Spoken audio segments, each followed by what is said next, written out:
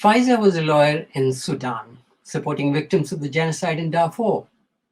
In 2007, the Sudanese government targeted Faiza and her children, and they were forced to leave their family and community and seek asylum in the UK. Faiza's name and image have been changed to protect her identity, of course. This is my story. A mother with 4 children from Sudan. One day I decided to leave my country. It was a very hard decision, but there was no other way.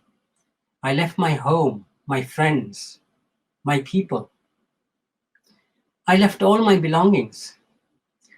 There's a book on a table near my bed, open to page 49, waiting for me. Now, Faiza was born in 1961 in Kosti, a small city in Sudan. The youngest of 4 children, she had a very happy childhood with caring and supportive parents. They lived in a very close-knit community where everyone loved and supported each other. It was a quiet and simple life. At night, there was no electricity, so the whole village would gather together and share stories. It made you feel happy all of the time. In 1981, Faiza moved to the capital of Sudan, Khartoum, to attend university, where she studied law. She continued to live in the city as a lawyer, where she married her husband and had 4 children. In 2003, the Sudanese government began genocide campaigns against Black African farming communities in Darfur, a region in Western Sudan. Faiza lost many family members, including most of her mother's family. When whole villages were burned to the ground and civilians murdered, Faiza started working with women who had been victims of sexual violence, whose villages had been burned and relatives killed. She wanted to help the women, so went back to university to research how rape was being used as a weapon in Darfur. Faiza had the respect and support of her family and community, who were all proud of her accomplishments. When the international media began highlighting the genocide in Darfur, the regime became more aggressive, silencing anyone who knew what was happening in an attempt to stop the international outcry. Lawyers and researchers were among those targeted.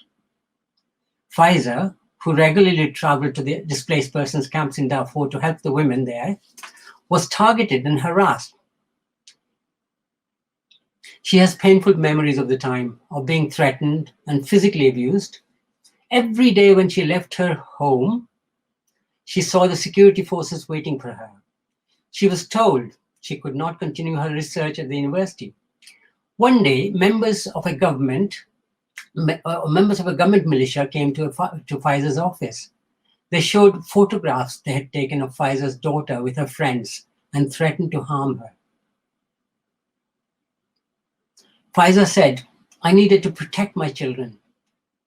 We made the hardest decision of my life and decided to leave the country."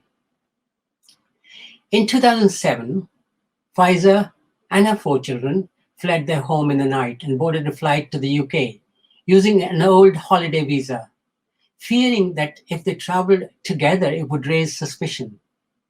Faiza and her husband reluctantly decided that she had to make the journey with the children and he would follow after. It was 4 years until they would see him again. Faiza and her children traveled with just a handbag to avoid suspicion. They could not tell any of their family or friends they were leaving, something which was particularly painful for Faiza. I left everything there. I left my house, my office, my clients, my friend, my relatives, the people who I used to help. Everybody was asking, where did she go? What happened? When they arrived in the UK, it was extremely difficult for Faiza and her children as they began the process of claiming asylum. They lived in Liverpool at first. They were then sent to Bolton. They were constantly moved between different temporary accommodation and were not able to establish a new home. In one of their houses, they had no heating throughout winter. When she went to the housing officer, he said, "You can't complain, this is not your home." Communication with her family in Sudan was very difficult. After having had the support of her husband and family in Sudan, Faiza spent 4 years raising her children alone. I came to England with my children, and nothing but the heart of a mother full of fear.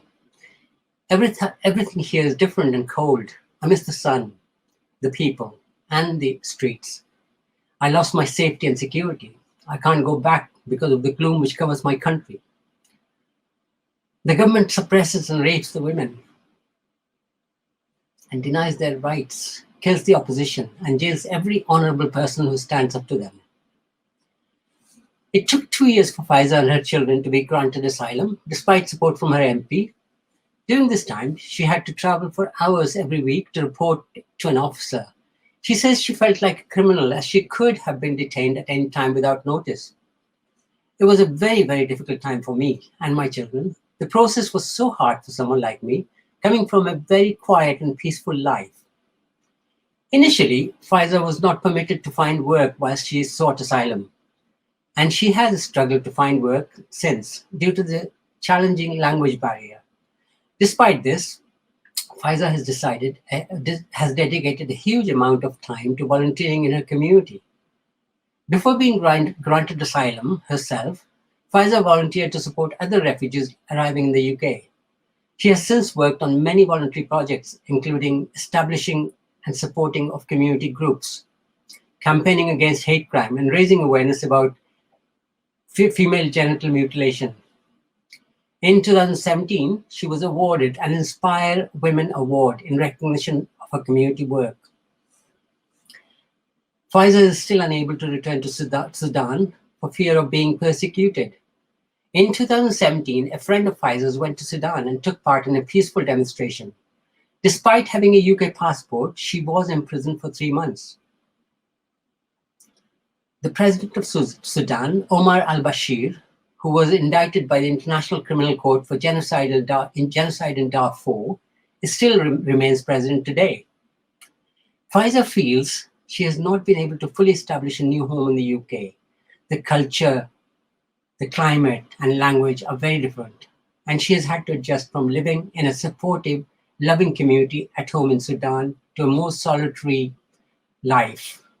I feel I don't belong here. This was not what I expected, or what I planned for my family, or my children. If I had the choice, I would still live at home with my family. I would still live the same life I lived. Faiza now lives in London, where she is continuing to volunteer work and supporting her children through school and university. One day, she hopes that she will be able to return home to Sudan. Thank you.